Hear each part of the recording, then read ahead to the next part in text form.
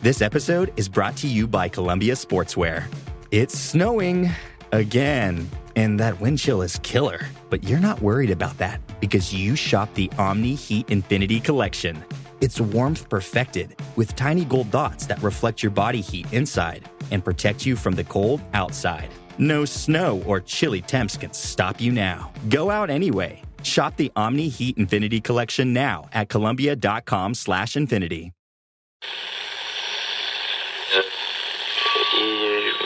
Empire.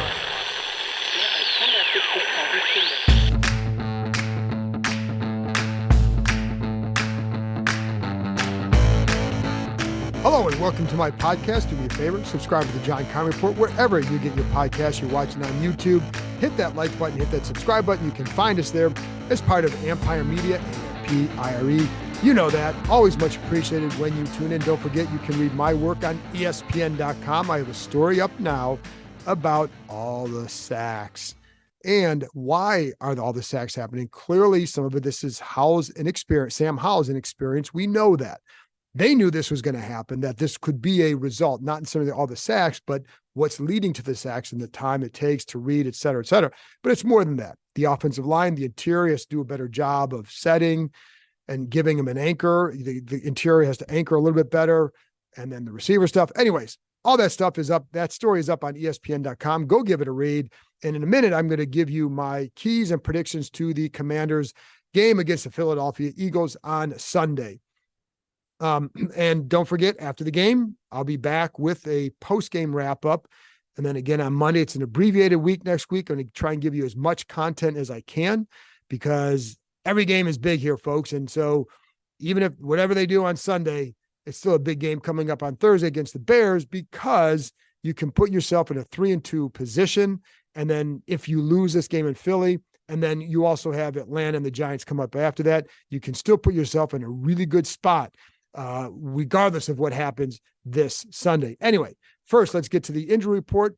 Tight end Logan Thomas will play. Not a surprise. Anticipated that. He's been out at practice. Was a full participant today, but he's a good return for the Commanders to get him back.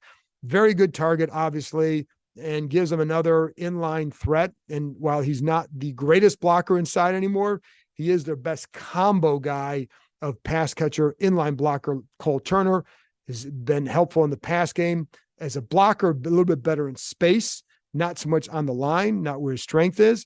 So you get your guys back, gives you more options. So there you go. The other thing is running back Chris Rodriguez will not play. He's got an illness, not sure what the illness is, not sure how they're going to replace him. You could bring up Derek Gore from the practice squad. And he's a guy who he can be a multi-threat for you. He can catch the ball, he can block, he can play special teams. So, that gives you another option, a veteran option, if something goes wrong with Antonio Gibson, with the fumbles, whatever. Anyway, so not sure yet what they're going to do, but Chris Rodriguez will not play because of the illness. Everybody else will be fine and ready to go for Sunday's game.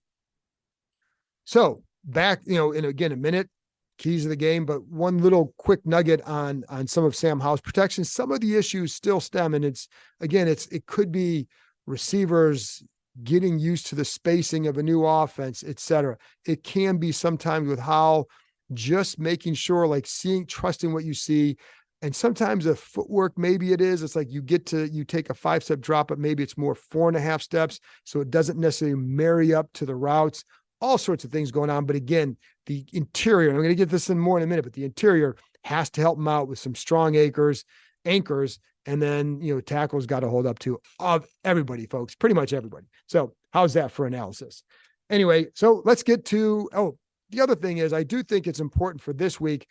Some of these keys are always obvious, win the turnover battle. But to me, this week is a lot about, and Bram talked about it on the Tuesday live stream show, but it's something that is very important. How do you respond to a bad week?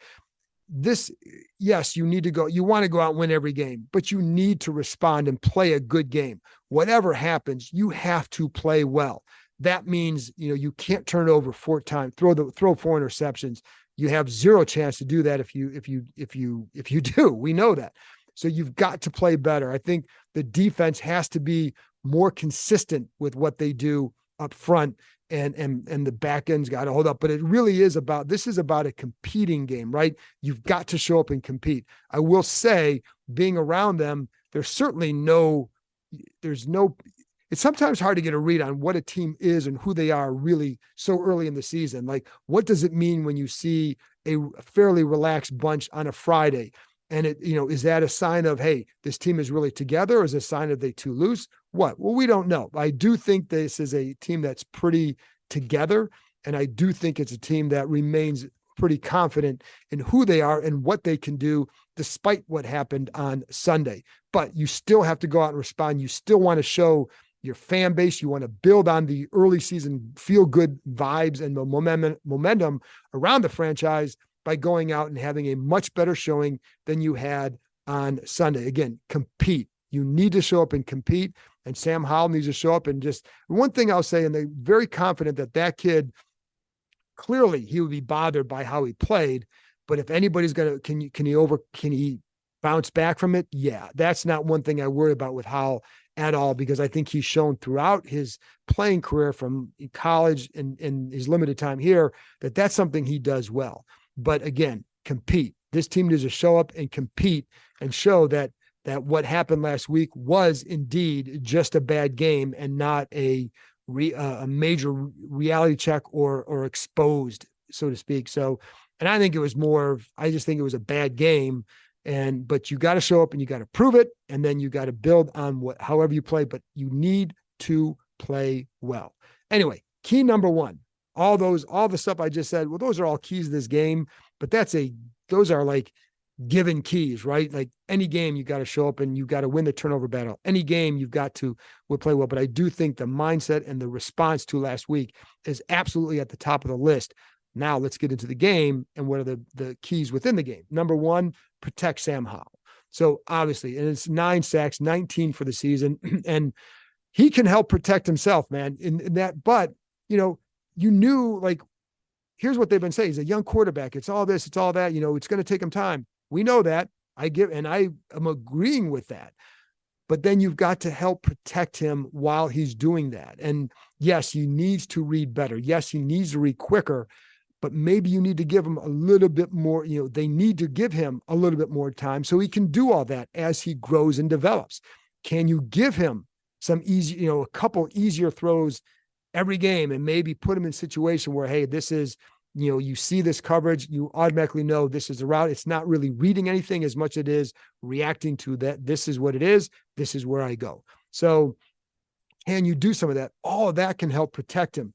The Eagles, you can run the ball a little bit more. I don't think they're going to flip the run pass ratio, because clearly Bieniemy wants to run.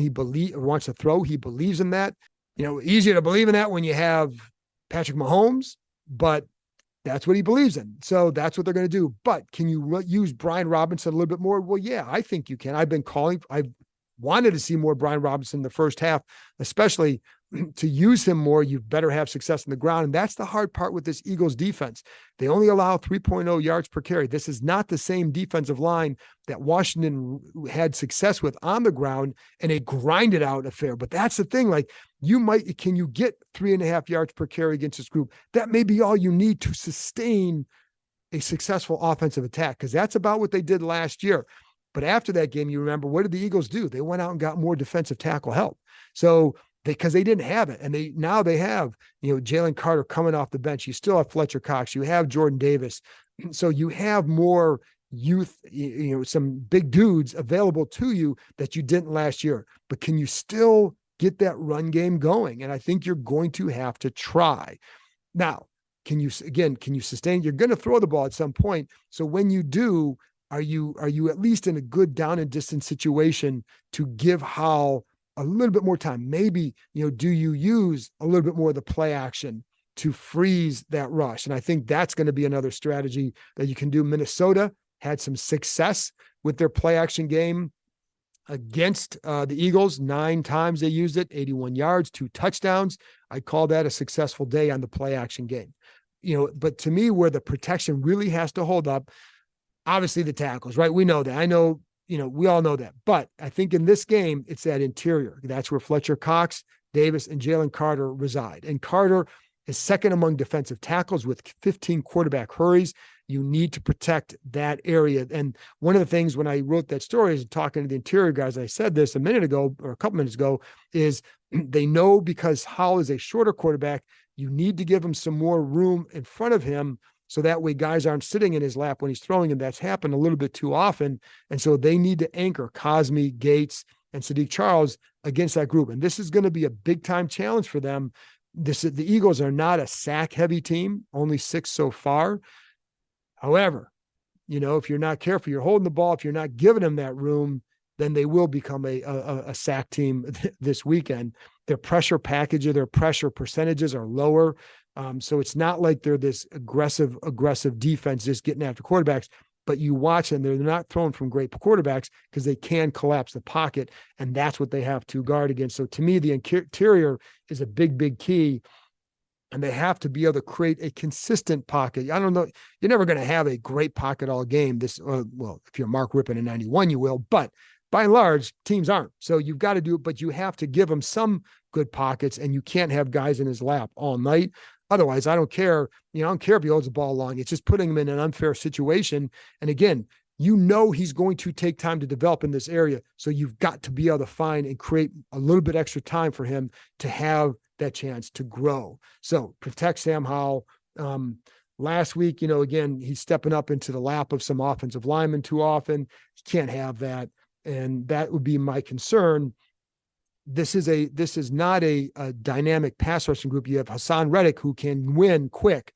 That's the guy you're gonna have to worry about. They will, Brandon Graham's a strong guy. So you've got to be strong on the edges, but and that's where like Wiley's had some issues just with some of those, if you have a strong guy, he's going to step for the bull rush. You can get around him. That's a danger. So he's going to have to be aware of that.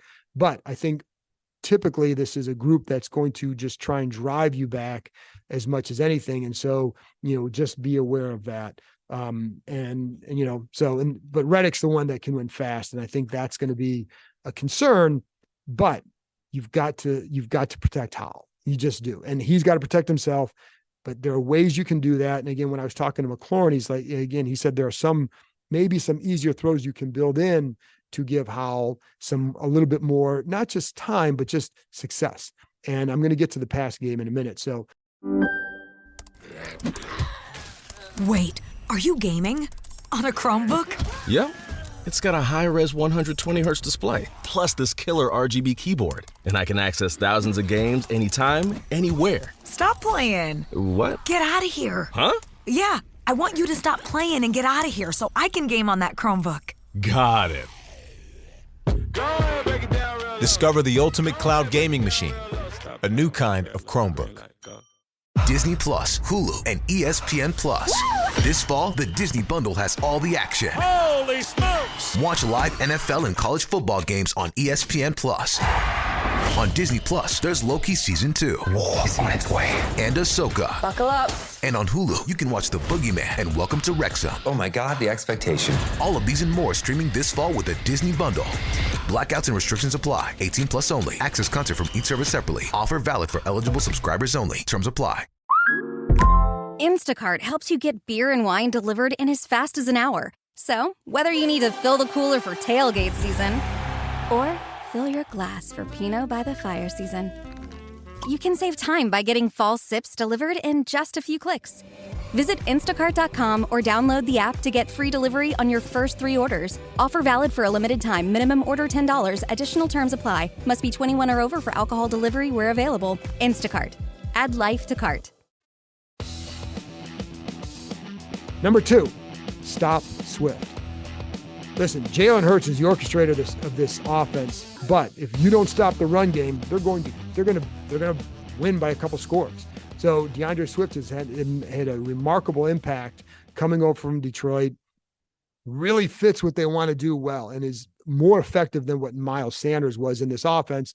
He's that shifty, quick back.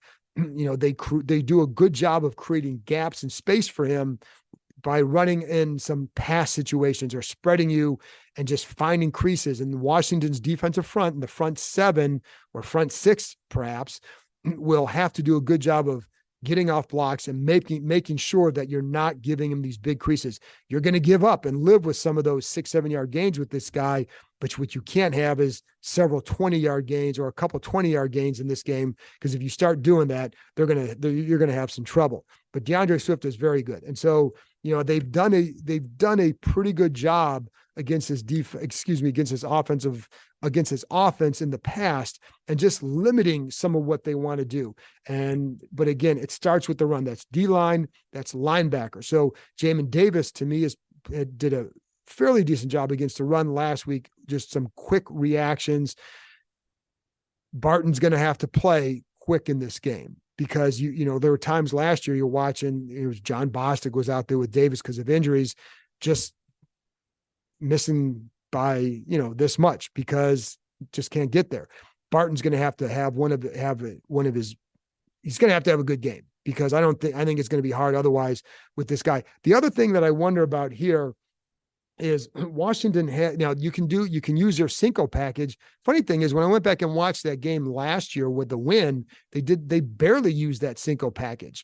There was a lot of 4-2 and then just nickel packages. But what this group can do, I think they have more ability. They could use that Cinco if they want, if it becomes a problem. But you can also go with extra defensive backs in the field and get a little bit more speed to combat some of what the Eagles want to do in that run game. In those spread situations, you can put, Quan Martin and Cam Curl and Derek Force up there, Percy Butler back, your 3-corner sets, get a little bit more speed out there if you want to do that, if you think that will help, because that's another way. Like, they have a little bit more versatility to me to attack this Eagles defense. And you also then get your speed on the field with Forbes against like a Devontae Smith. You can have St. Juste against AJ Brown, and you can, then you can have a Cam Curl, Dallas Goedert. So you can match some of what you have to do well against what they may be able to do well. So, but it all starts, you got to stop the run, or at least limit DeAndre Swift. He can't go off, because if he goes off, then you're going to have some trouble in the pass game as well. And I think that's something that, make Jalen Hurts beat you with his arm. And the passing game has not clicked really in a big way for the Eagles at this point.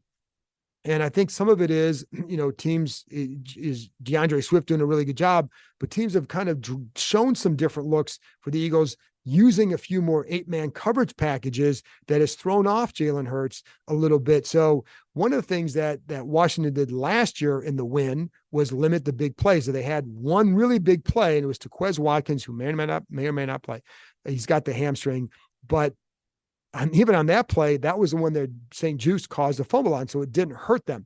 So between Devontae Smith and AJ Brown, you can't give up those big plays. And I mean, you can't. So, and they've given up some of those big plays in each of these first couple games. So that's going to be a concern, but make Jalen Hurts beat you, stop DeAndre Swift, make Hurts beat you with his arm. One of the things they like to feel like they do well is force in those RPO games. The RPO game is making Jalen Hurts make a quick decision, and then maybe putting him in a stressful situation because of it. But when you see him get in those stressful situations, like, you see him throw with his feet not pointed the right way. I don't think he's a talented enough passer. I love what the kid has done. I don't think he's a talented enough passer to consistently throw like that and not be hurt by it. So can you put him in those situations as a pass rush unit? Not the best game last week in that regard, and I can give you all the reasons why, as I did in the film breakdown. Bottom line is, it wasn't good enough because it didn't produce. So I can tell you why, but I can also tell you need to be better there, and you need to win some of those one-on-ones to get to him. And then again, it comes down to rush lane discipline. And it's not just Chase Young that they have to do that. I mean, I think there are times where Daron Payne is getting out of there, or the times one of the backups are getting out of there. So it's got to be a collective group that does that, because if you start letting him outside that pocket, now you're in trouble. But if you can get him kind of, moving to his left, or just get him a little bit antsy in the pocket, now you have a chance for some big plays. So you have to make that happen, but it starts with stopping DeAndre Swift. And finally, to me, what you have to do too is get these playmakers involved for Washington. One of the things that's been disappointing to me is because what we heard a lot about the Bieniemy offense is creating opportunities for yards after the catch for some of these receivers. We're not seeing it. both Jahan Dotson and Terry McLaurin are not getting a lot of yards after the catch at all. And they rank pretty low in that area.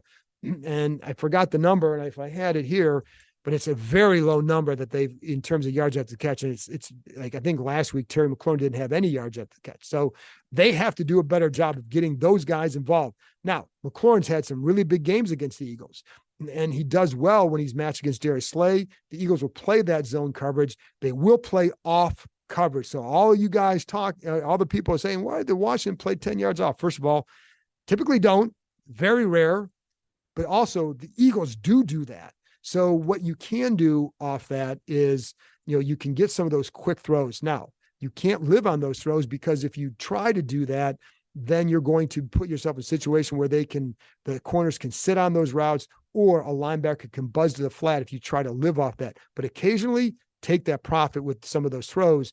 And if they start to creep up, now maybe you can run some fades.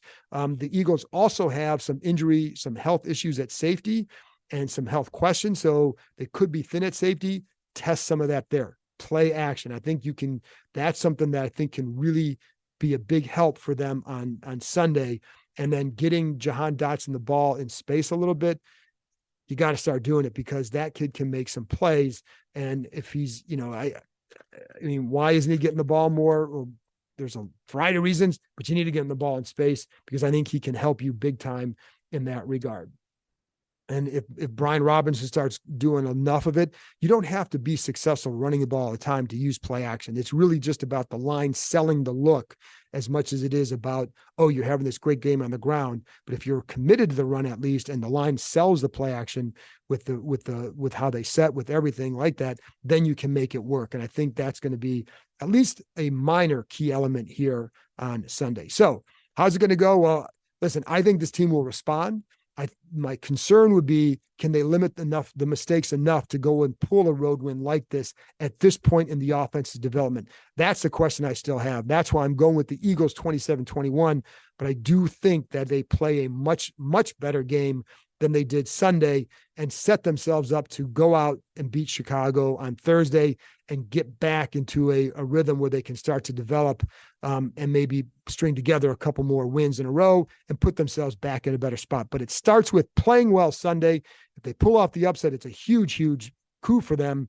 If they don't, if you at least play well, then you can at least say, okay, you didn't win, but you showed more of what you were made of, and you competed, and you again, moral victories don't belong in the NFL. But I think for everybody's sake, you've got to play well, and it starts there. Anyway, that's it for me. Again, I'll be back after the game with a wrap-up of the Commanders-Eagles, and then back on Tuesday with film review, and then Tuesday night live stream with Bram Weinstein as we get ready for the Bears on Thursday night. Talk to you next time.